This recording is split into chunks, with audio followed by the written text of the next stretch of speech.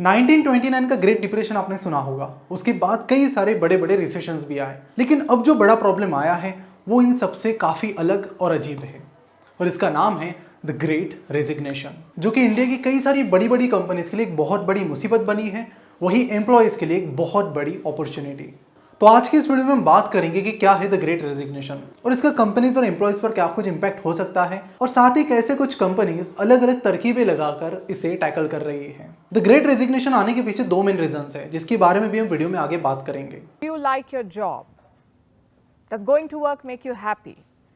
Or would you rather be at home with your family or do something else? 41% of the world's working population is planning to switch this year. We are in the middle of the Great Resignation. The term was coined by Anthony Klotz. He calls the trend a pandemic epiphany. नमस्कार, मैं प्रसाद आपका आज की इस video में स्वागत करता हूं, और आज हम बात करेंगे द ग्रेट रेजिग्नेशन के बारे में। ये कुछ फिगर्स हैं जो आपको बताएंगे कि द ग्रेट रेजिग्नेशन कितने तेजी से आगे बढ़ रहा है। अट्रिशन रेट से हमें ये पता चलता है कि उस पीरियड में कंपनी के कितने परसेंट एम्प्लॉयज कंपनी छोड़कर चले गए हैं। अक्टूबर टू दिसंबर 2020 इस पीरियड में टीसीएस का अट्रिशन रेट था 7.60%, जो कि अगले 9 महीनों में ही बढ़कर 11.90% हुआ। बाकी कंपनीज की हालत तो और भी ज्यादा खराब है। इन्फोसिस का अट्रिशन रेट अक्टूबर टू दिसंबर 2020 में 10% था, जो कि अगले 9 महीनों में डबल होकर 20% के ऊपर चला गया है, और बाकी कुछ फिगर्स भी कुछ इसी तरह की हैं। लेकिन ये प्रॉब्लम सिर्फ इन्हीं कंपनीज पर लिमिटेड नहीं है, कई सारे बड़े बड़े स्टार्टअप्स में भी अट्रिशन रेट काफी तेजी से बढ़ रहा है। इस पूरी चीज की शुरुआत होती है मार्च 2020 में, जब इंडिया में कोरोना वायरस फैलने लगा और उसकी वजह से कई सारे लोगों की जॉब्स जाने लगी। मार्च और अप्रैल 2020 इन 2 महीनों में ही इंडिया में 12.2 करोड़ लोगों ने अपनी जॉब खो दी। उसके बाद लग रहा था कि अगले साल कैसे रहेंगे और कैसे नहीं, लेकिन उसके बाद इकोनॉमिक रिकवरी होने लगी और लोगों को अपनी जॉब्स भी फिर से वापस मिलने लगी। तो धीरे धीरे सिचुएशन इस हद तक चली गई कि आज लोगों के पास बहुत ज़्यादा अपॉर्चुनिटीज़ हैं। इसकी वजह से जो सप्लाई और डिमांड है उसका बैलेंस बिगड़ गया है, और इसी वजह से लोग कंटिन्यूसली जॉब स्विच कर रहे हैं बेटर अपॉर्चुनिटीज़ के लिए और कई बार बेटर सैलरीज के लिए। और इसमें सबसे टॉप पर है टेक्नोलॉजी इंडस्ट्री, और ये वॉर भी उसी से रिलेटेड है। द ग्रेट रेजिग्नेशन के पीछे दो मेन रीजंस है। पहला है स्टार्टअप इकोसिस्टम की तेजी से हो रही ग्रोथ। इंडिया में जो स्टार्टअप इकोसिस्टम है बहुत तेजी से बढ़ रही है, और इसी के चलते इंडिया में स्टार्टअप्स की फंडिंग भी तेजी से बढ़ रही है। साल 2020 में इंडिया में टोटल 8 यूनिकॉर्न स्टार्टअप्स थे, और 2020 में इंडिया में टोटल 8 स्टार्टअप्स यूनिकॉर्न बने, यानी जिनका वैल्यूएशन $1 बिलियन यानी करीब करीब 7,500 करोड़ से ज्यादा हो गया। वही 2021 में 43 स्टार्टअप्स यूनिकॉर्न बने, यानी जो स्पीड है बहुत तेजी से बढ़ रही है आगे। और इसी के चलते स्टार्टअप्स को अच्छी खासी फंडिंग भी मिल रही है, जिसके बाद उनका नेक्स्ट काम है कि कंपनी को ग्रो करना, और इसके लिए सबसे ज्यादा मेजर रिक्वायरमेंट आ रही है टेक की, और इसीलिए टेक का जो वॉर है वो शुरू हो गया है। अक्टूबर 2020 टू दिसंबर 2020 इस पीरियड में स्टार्टअप्स को $2.8 बिलियन की फंडिंग मिली है, और अगले 9 महीने बाद ये फिगर $10.9 बिलियन तक पहुंच गई है। और इसी के चलते बहुत ज्यादा टेक जॉब्स की रिक्वायरमेंट भी आने लगी। इसके पीछे दूसरा मेन रीजन है कोविड-19 ने लगभग सारी कंपनीज को ऑनलाइन होने पर मजबूर किया, जिसके चलते इंडिया की जो आईटी आउटसोर्सिंग कंपनीज है जैसे कि टीसीएस, इन्फोसिस, एचसीएल टेक, इन्हें बहुत बड़े बड़े कॉन्ट्रैक्ट्स नॉर्थ अमेरिका से मिलने लगे। इन बड़े बड़े कॉन्ट्रैक्ट्स के चलते ज्यादा से ज्यादा लोगों की डिमांड भी बढ़ने लगी। एक तरफ स्टार्टअप्स में वॉर चल रहा है आईटी टैलेंट के लिए, वहां पर ऐड हो गई आईटी आउटसोर्सिंग कंपनीज, और इस टेक क्रंच का सीधा फायदा हो रहा है इंडिया के आईटी एम्प्लॉयज को। लेकिन जब प्रॉब्लम्स नए हैं तो सोल्यूशन भी नए होंगे, और इसलिए कई सारे स्टार्टअप्स नए नए सोल्यूशंस लेकर आ रहे हैं। स्लाइस, जो कि क्रेडिट कार्ड प्रोवाइडर कंपनी है, उन्होंने कुछ नया ही सोल्यूशन लाया है। वो अपने कई सारे टेक एम्प्लॉयज को 3 डे वर्क प्रोवाइड कर रहे हैं कि आओ, आपको हफ्ते में सिर्फ 3 दिन काम करना है और बाकी 4 दिन आप जो मर्जी करो। हालांकि वर्किंग डेज कम करने की आइडिया सबसे पहले हेनरी फोर्ड ने लाई।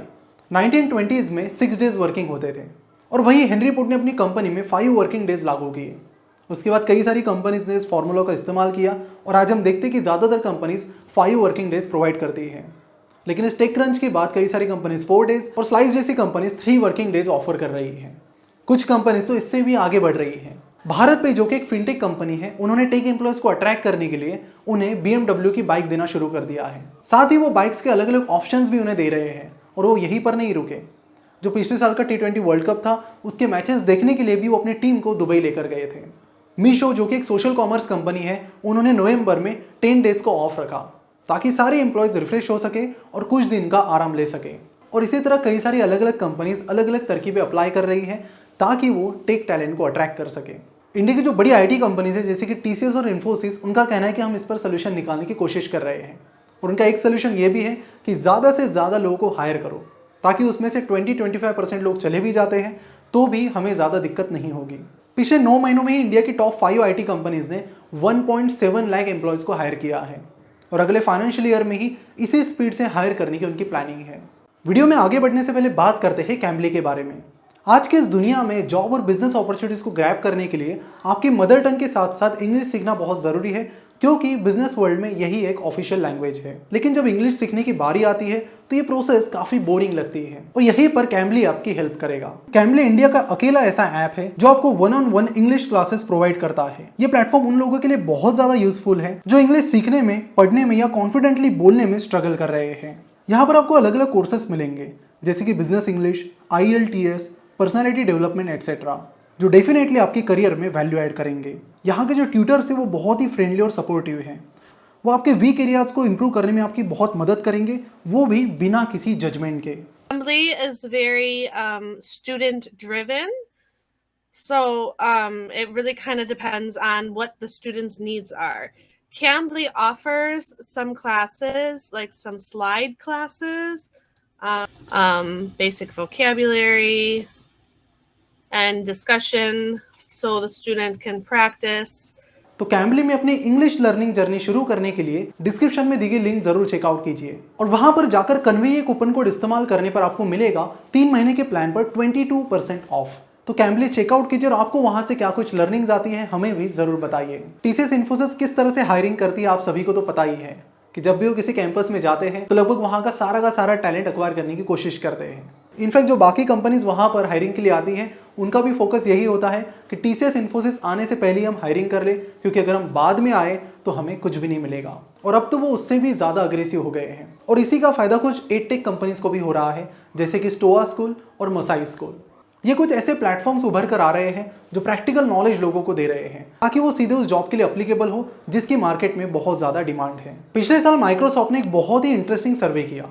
उन्होंने सर्वे में देखा कि कितने लोग इंडिया में ऐसे हैं जिनका इंटेंशन है जॉब स्विच करना, और उन्होंने देखा कि 62% लोग जो उस सर्वे का हिस्सा थे उन्होंने कहा है कि उनका इंटेंशन है जॉब स्विच करना। वही जो ग्लोबल एवरेज है वो है 41%, जिससे क्लियरली पता चलता है कि इंडिया में जो जॉब स्विचिंग का माइंडसेट है वो बाकी कंट्रीज से थोड़ा अलग है और इसके पीछे रीजंस भी कुछ इसी तरह के हैं। डेलॉयट का रिपोर्ट कहता है कि इंडिया में जो एवरेज हाइक मिली है लोगों को फाइनेंशियल ईयर 2021 में वो है 8.6%। वही इंडिया में बढ़ते हुए इन्फ्लेशन से फाइट करने के लिए मेरे हिसाब से ये अमाउंट सफिशिएंट नहीं है और इसीलिए कई सारे लोगों की ये मेंटालिटी इंडिया में बन गई है कि हमें हर 1 साल बाद जॉब चेंज करना चाहिए, क्योंकि उसके बाद हमें आसानी से 20-30% की हाइक मिलती रहेगी। क्योंकि इंडिया की ज़्यादातर कंपनीज ज्वाइन करते टाइम तो हाइक दे रही है लेकिन उसके बाद वो हाइक देना कम कर देते हैं और इसी का सोल्यूशन इंडियन IT एम्प्लॉयज़ ने निकाला है और वो है रेजिग्नेशन, या फिर इसे आप रीशफल भी कह सकते हैं कि एक कंपनी से इंडस्ट्री की दूसरी कंपनी में स्विच करना। तो कंक्लूजन में हम कह सकते हैं कि कुछ साल पहले जब एम्प्लॉयज़ किसी कंपनी में 5 से 10 साल के लिए रुकते थे तो कंपनी सोचती थी कि इन्होंने अच्छा खासा टाइम बिताया है और ये हमारे कंपनी के लॉयल एम्प्लॉयज़ हैं। लेकिन आज के डेट में अगर कोई टेक एम्प्लॉय 2 से 3 साल भी कंपनी में रुक जाते हैं तो कंपनी उससे काफ़ी सेटिस्फाइड है। हालांकि ये जो ग्रेट रेजिग्नेशन आया है इससे कंपनी इस प्रॉब्लम में ज़रूर आ रही है, लेकिन ये हमारी इकोनॉमी के लिए एक बहुत अच्छी चीज़ भी है। अपॉर्चुनिटीज़ काफ़ी तेज़ी से बढ़ रही है जिससे कई सारे लोगों को इसमें जॉब भी मिल रही है। कई सारे लोग दूसरे इंडस्ट्री से भी टेक इंडस्ट्री में जंप कर रहे हैं। मेरे कई सारे ऐसे दोस्त हैं जो अकाउंटिंग और मैन्युफैक्चरिंग इंडस्ट्री से अब धीरे धीरे IT इंडस्ट्री में जा रहे हैं।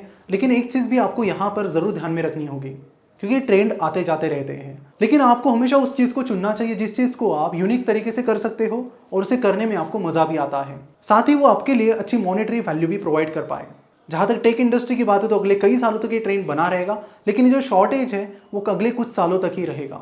उसके बाद चीज़ें फिर से नॉर्मल होने लगेगी।